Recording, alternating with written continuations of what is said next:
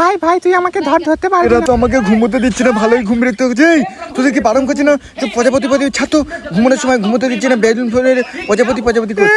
আমার প্রজাপতি তুমি ভেঙে দিলে। বাবা তুমি এটা কি করে? যা করেছি ভালোর জন্য করেছি, আমার ঘুমোতে দেবে না। বোন চ কাঁদিস না, তোকে আমি ভালো সুন্দর দেখে প্রজাপতির ডানা করে দেবো, পুরো অরিজিনাল। হ্যাঁ যাক গিয়ে তৈরি কর, কিন্তু চেঁচাবি না, চেঁচালে তোকে।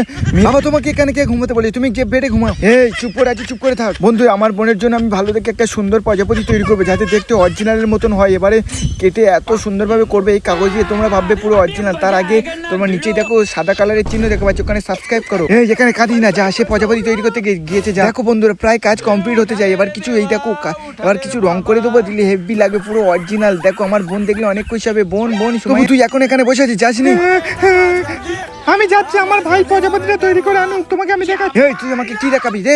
প্রজাপতি ভেঙে দেবো। সুমাইয়া বোন দেখ কত সুন্দর প্রজাপতি করে এনেছি। এবার এটা তুই পিছনে বেঁধে ওর উড়লে উড়বি। হ্যাঁ কি বলিস ভাই, ও আকাশে ওড়া যাবে? এই তোরা পাগল হয়ে গেছিস, ওই কাগজ দিয়ে আকাশে কিভাবে উড়বে সেটা আমি দেখবো, তুমি এসে কথা বলো না। চল বোন চ গিয়ে আমরা উড়বো।